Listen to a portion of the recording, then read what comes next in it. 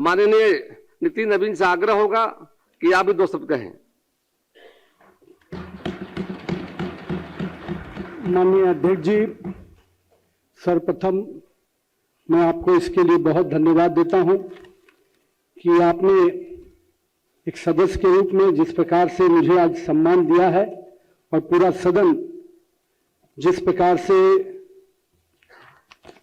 मेरे विधायकी जीवन करीब 20 साल का रहा है, अभी तक का जो सफर है, और उसमें सब लोगों के साथ मिलकर जब काम शुरू किए और मुझे लगा कि आज का दिन मैंने कभी कल्पना नहीं की थी, और आज जिस प्रकार से आप हमने सभी अभिभावकों के शब्दों में मैं कहूं जो आशीर्वाद मुझे मिला है, निश्चित रूप से मैं पूरे सदन को इसके लिए आभार व्यक्त करता हूं। माननीय अध्यक्ष जी, सदन में अपने माननीय उप मुख्यमंत्री आदरणीय सम्राट चौधरी जी, माननीय उप मुख्यमंत्री विजय सिन्हा जी, अपने वरिष्ठ मंत्री आदरणीय विजय कुमार चौधरी जी, हमारे सभी दलों के नेता हमारे आदरणीय श्रवण कुमार जी, हमारे लोजपा के राजू तिवारी जी, ज्योति मांझी जी, माधव आनंद जी, हमारे विधानसभा के उपाध्यक्ष नवीन नारायण यादव जी, मैं सबको और पूरे सदन को, हमारे सभी साथी जिनके साथ हम लोगों ने काम किया है, मैं सबको प्रणाम करता हूं और सबको आभार व्यक्त करता हूं। माननीय मुख्यमंत्री जी, जब से हम लोग सदन में आए तब से उनको काम करते देखा, और मैं मानता हूं कि राजनीति के दृष्टि से जो नए लोग आते हैं राजनीति में, जहां एक और अपने पार्टी के विचारों से हम लोग आते हैं और वहीं जनता के बीच में भी एक मत लेके आते हैं,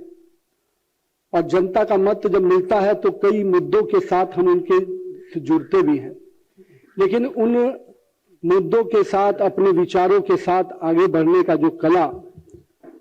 यहां पर सीखने को मिलता है इस सदन में आने के बाद, कि कैसे हम अपने विषयों को भी उठाए, अनुशासन की गरिमा को भी रखें, और साथ ही साथ ये भी कह सकते हैं कि अपने जनता की आवाज बनकर भी हम बैठे। तो कहीं ना कहीं इस पूरे तीनों विषयों को साथ में लेकर एक विधायक के रूप में हम यहां बैठते हैं, और यहां से सदन की भी गरिमा कैसे बढ़े इसकी भी चिंता करते हैं। मैंने मुख्यमंत्री जी को कई अवसरों पर देखा है। 2006 में मैं पहली बार विधायक बना अध्यक्ष जी, और तब से लेकर मुख्यमंत्री जी ने किस प्रकार से पूरे बिहार की छवि को, अभी चर्चा विजय चौधरी जी जिस शब्दों का कर रहे थे, हम लोग भी बिहार से बाहर जाकर पढ़े हैं, और इस पढ़ाई लिखाई करने के दौरान किस प्रकार के शब्दों का प्रयोग बिहार के लिए किया जाता था। 2005 के पहले का कालखंड मैं इस सदन में सत्ता और विपक्ष के रूप में नहीं, लेकिन उस छात्र के रूप में बता रहा हूं जो हम लोग भी पढ़ते थे तो जब, और उस पूरे बिहार की उस छवि को उस समय से लेकर और आज जब हम 2026 में खड़े हैं तो कहीं ना कहीं लगता है कि अपना बिहार आज देश में भी अगर सम्मान पा रहा है तो कहीं ना कहीं हम लोगों ने पिछले 20 वर्षों में जो बिहार की छवि बदली है उसका एक बहुत बड़ा कारण है। माननीय प्रधानमंत्री जी ने मुझ पर भरोसा किया, पार्टी के काम करने के इन्होंने सिस्टम को हमेशा सम्मान दिया है, और मैं ये मानता हूं कि इस सदन में कई ऐसे हमारे पूर्व के वरिष्ठ नेता रहे हैं जिन्होंने बिहार को कई गरिमामय समय दिया,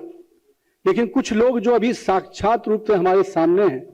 जो नेतृत्व हमारे सामने हैं, जिनसे हमें प्रेरणा लेनी चाहिए। मैं कह सकता हूं कि देश के प्रधानमंत्री जी ने जहां सेवा के भाव से काम किया, वहीं माननीय मुख्यमंत्री जी ने सुशासन की प्रक्रिया को पूरी तरह से सरकार में रहते हुए कैसे हम ट्रांसपेरेंट सरकार दे पाए, ये छवि कैसे बने, उस परिस्थिति में जब बिहार निकल कर आया था और आज जिस परिस्थिति में हम बैठे हैं, मुझे लगता है यहां पर बैठे हुए सभी सदस्यों के लिए ये अपने आप में एक ऐसा नेतृत्व है जिससे हम सबको प्रेरणा लेने की हमेशा जरूरत रहेगी। ये सदन मेरे पिताजी के मृत्यु के बाद मैं भी सदन का सदस्य बना और मैं एक बात कई अवसरों पर कहता हूं अध्यक्ष जी, मैं भी नहीं जानता था जब राजनीति में नहीं आया था कि एक व्यक्ति समाज में कितना बड़ा स्थान पा लेता है राजनीति में आने के बाद। जो भाव से जनता उसको देखती है, मैंने अपने पिताजी के जीवन को उसमें देखा कि लोग मेरे हाथों को पकड़ के मिलते थे, रोने लगते थे, तो मुझे लगता था कि मेरे पिताजी हैं, सामने वाला व्यक्ति क्यों इतना भावनात्मक हो रहा है। मैं नहीं जानता था कि उसकी भावना किस प्रकार से जुड़ी है, लेकिन मुझे लगा कि मैंने पिछले 20 वर्षों में हमेशा ये ध्यान रखा कि मेरे पिताजी की छवि के हिसाब से मैं हमेशा अपने आप को आगे लेके चलूं। और मुझे लगता है कि हमारे आज के सभी जनप्रतिनिधियों को ये बहुत आवश्यकता है हम सबके लिए कि हम जनता के साथ किस प्रकार से उस लगाव के साथ जुड़े, उस भावना के साथ जुड़े, ताकि जब हम नहीं भी रहे, हम जब हमारे काम की बातें हो उस समय भी हमारे प्रति उनकी वही भावना रहे। तो नहीं, हमारे राजनीति में एक सही रूप से सफलता तब मिलेगी जब हमारे नहीं रहने पर भी लोग उस रूप से हमें याद करेंगे। साथ ही साथ सदन की हर छोटी बड़ी घटनाओं का से मैंने भी बहुत कुछ सीखा है। हम लोगों ने सदन में सरकार में रहते हुए सरकार के विषयों को कैसे उठाया जाए, कैसे अपना काम विधायक के रूप में कराया जाए, और साथ में विपक्ष में भी रहे तो विपक्ष की भी जो गरिमा होती है उस गरिमा के साथ कैसे काम किया जाए। दोनों ही समय में हम लोगों ने काम करने का मौका मिला और मैं मानता हूं कि मेरे राजनीतिक जीवन में इस सदन का कामकाज को देखकर बहुत कुछ सीखने का मौका मिला है। तो ये अपने आप में एक ऐसा स्थान है जहां देश में, विश्व में लोकतंत्र का इतिहास, कहते हैं कि व्यवसायी इतिहास में लोकतंत्र की जननी कहा जाता है बिहार, और उस लोकतंत्र की जननी में इस विधानसभा का बहुत बड़ा हमेशा योगदान रहा है और रहेगा। और हम सब कोई आज के अपने सभी सदस्यों का आभार भी व्यक्त करते हैं और अध्यक्ष जी इतना विश्वास दिलाते हैं आप सबको कि एक विधायक के रूप में जो भूमिका, हम मंत्री के रूप में जो मौका पार्टी और माननीय मुख्यमंत्री ने दिया है, अब पार्टी ने भूमिका जरूर बदली है, पर विधायक के रूप में मैं अगर यहाँ हूं तो निश्चित रूप से यहाँ के राज्य के विकास में जो भी मेरी भूमिका हो पाएगी, दोनों ही हमारे एनडीए दलों के लोग जो भी मुझसे उम्मीद करेंगे, मैं निश्चित रूप से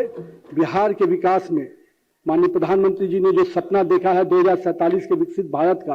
और माननीय मुख्यमंत्री जी जिस दिशा में बिहार को निरंतर आगे लेकर आगे बढ़ रहे हैं, हम लोग भी उस भूमिका में इन दोनों के नेतृत्व में पूरी ताकत से बिहार को विकास में पथ पे और तेजी से आगे लेने में पूरी अपनी योगदान देंगे। साथ ही साथ मैं अपने सभी साथियों से आग्रह करूंगा कि आप सब मिलकर, हम बिहार की वो टीम है, सत्ता और विपक्ष में कोई भी लोग बैठे, पर बिहार की छवि अगर बड़ी होती है तो उसका सम्मान सबको मिलता है। आज मैं जब देश के में दूसरे राज्यों में जाता हूं, लोग बहुत हमें उस रूप में नहीं जानते, लेकिन बिहार के नाम पर जब लोग मिलने आते हैं और जिस भाव से मिलने आते हैं, वो लगता है कि आज बिहार के लोगों को एक जुड़ाव का एक केंद्र मिल गया है। तो मैं पूरा प्रयास करूंगा कि जो सम्मान आपने दिया है, जो सम्मान पार्टी ने दिया है, उससे बिहार में, देश भर में रह रहे सभी बिहार के लोगों को मैं जोड़कर निश्चित रूप से बिहार एक गर्व का विषय बने, बिहार एक सम्मान का विषय बने, और हम अपने पुराने गौरवशाली इतिहास को पुनः वापस लाने की दिशा में जिस प्रकार से माननीय मुख्यमंत्री जी के नेतृत्व में हम लोग काम कर रहे हैं, निश्चित रूप से 2047 में भारत भी विकसित होगा, बिहार भी विकसित होगा और बिहार अपना पुराना गौरव भी वापस लेके आएगा। बहुत बहुत धन्यवाद।